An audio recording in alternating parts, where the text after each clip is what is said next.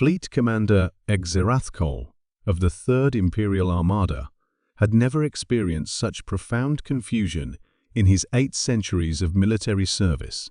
The massive Zephyrian dreadnought Eternal Dominance hung in the void like a monument to imperial might, 5 kilometers of polished obsidian hull, bristling with plasma cannons that could vaporize moons. Behind him, 200 vessels of the Galactic Empire's most feared battle group maintained perfect formation, their combined firepower capable of sterilizing entire star systems. Yet the 17 human ships floating casually before them seemed utterly unconcerned. "Sir," reported Lieutenant Kex Nari, her crystalline voice tinged with bewilderment, "the humans are... they're broadcasting music." Xerathkol's 4 primary sensory organs focused on the communications display. Indeed, strange harmonic patterns were emanating from the human vessels, apparently what their species called jazz. The transmission included visual components showing humans aboard their ships in what appeared to be social gatherings, some holding cups of steaming liquid while others moved rhythmically to the musical patterns. "Are they mocking us?" growled Tactical Officer Morvek, his scales shifting to an angry crimson. "Do they not comprehend the magnitude of firepower arrayed against them?" The human ships defied every principle of military engineering that the Empire understood. They were sleek, organic-looking vessels that seemed to flow rather than cut through space.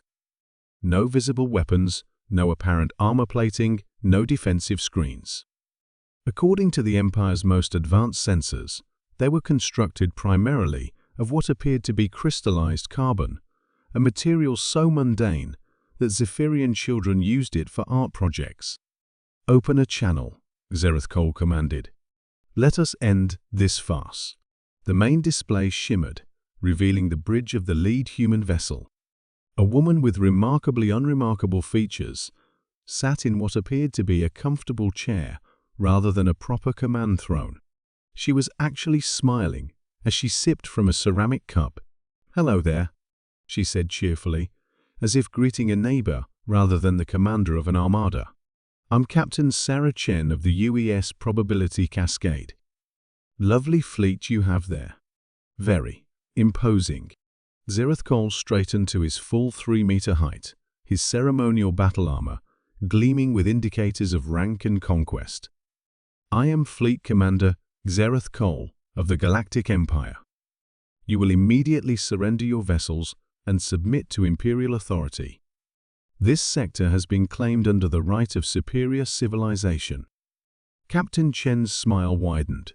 Behind her, other humans could be seen continuing their casual activities. One was actually reading a physical book, while another appeared to be growing plants in small containers. "Oh, that's adorable," Chen said, and then did something that nearly caused Xerathkol's respiratory system to malfunction. She laughed, not a bitter laugh of desperation or a crazed cackle of madness, but the genuine, delighted laughter of someone who had just heard an amusing joke. "I'm sorry," Chen said, wiping moisture from her eyes, "but did you just claim superior civilization?" "Oh, that's rich." "Really, it is." "You dare," Xerathkol began, but Chen held up a hand. "Computer, show them the demonstration we prepared," she said to the air. The space around the human fleet suddenly changed. Every Zephyrian sensor went haywire simultaneously. Reality itself seemed to hiccup as one of the human ships simply ceased to exist, not destroyed, not moved, but temporarily removed from the universe entirely. 3 seconds later, it reappeared exactly where it had been, completely unharmed. "Temporal displacement," Chen explained casually. "We pulled the dancing bear 3 seconds into the future and then let it catch up. Useful for avoiding asteroid collisions and, well, annoyances." Xerathkol's tactical display erupted in alarm signals. His weapons officer was frantically recalibrating targeting systems that could no longer lock onto the human vessels. The ships themselves hadn't moved, but they were somehow existing in 17 slightly different temporal streams, making them effectively untouchable by conventional weaponry. "How is this possible?" Zerathkol whispered. "Oh, Commander," Chen said, taking another sip of her beverage. "You're thinking about this all wrong. You see, your empire builds bigger ships, stronger weapons, more powerful drives. Classic brute force approach. But here's the thing about humans, we're lazy." Another human on the bridge looked up from his book. "Speak for yourself, Sarah. I spent 20 years perfecting the quantum consciousness transfer protocols." "Fine, we're efficiently lazy," Chen corrected with a grin. "We don't want to fight wars, so we develop technology that makes fighting pointless. Why build armor when you can exist outside the timeline of incoming projectiles? Why mount weapons when you can convince enemy ships that they've already surrendered?"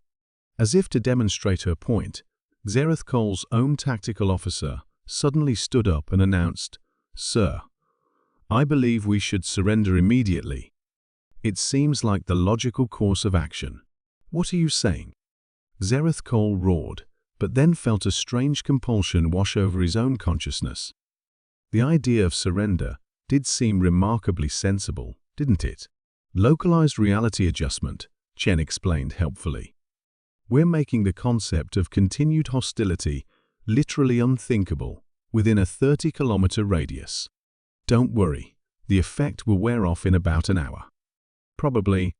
Throughout the Imperial fleet, similar scenes were playing out. Weapons officers found themselves unable to remember why they might want to fire on the pleasant human ships. Navigation specialists began plotting courses that would take them safely away from the area. Even the ship's AI systems started suggesting diplomatic solutions with unusual enthusiasm. "This is impossible," Zerathkol muttered, though his conviction was rapidly eroding. "You cannot simply edit reality." "Well, technically, we're not editing it," said another human who had wandered onto Chen's bridge, carrying what appeared to be a sandwich. "We're just demonstrating that your understanding of what's possible is a bit limited. Reality is much more flexible than your species realizes." Chen stood up and walked to what might have been a viewport, though it showed views of places that clearly weren't in this star system. "You know what the funny thing is, Commander? We actually like your empire." "Really? You've done a decent job of keeping the peace in this sector, and your bureaucracy is surprisingly efficient. We're not here to conquer anything." "Then why?" "We're explorers," Chen said simply. "We heard there was an interesting galactic civilization out here, so we thought we'd drop by and say hello. Maybe trade some technologies, share some cultural artifacts." "Your poetry is quite lovely, by the way." Zerathkol's worldview crumbled as he realized that to these humans, the Galactic Empire wasn't a terrifying military force or a conquest target. They were simply neighbors worth visiting. "But you must understand," he said desperately, "we cannot simply ignore the protocols of contact with unknown species. There are procedures, hierarchies, proper channels." "Oh, absolutely," Chen agreed. "Computer, please file all the appropriate paperwork with the Empire's First Contact Division. Include a fruit basket." On the tactical display, Zerathkol watched in fascination as documents began materializing directly in the Imperial bureaucracy's filing systems, complete with proper stamps and official seals that shouldn't have been possible to duplicate. "How did you?" "We hacked your entire governmental structure about 15 minutes ago," Chen said cheerfully. "Not maliciously. We just wanted to make sure we were being polite. Your permit application for extended cultural exchange has been approved, by the way. Congratulations." As the human fleet began to disperse in 17 different directions, some apparently heading to different star systems, others to different dimensions entirely, Captain Chen offered one final smile. "Thanks for the welcome party, Commander. Same time next week?" And with that, the humans simply faded away, leaving behind only the lingering scent of coffee and the sound of distant laughter echoing through the void.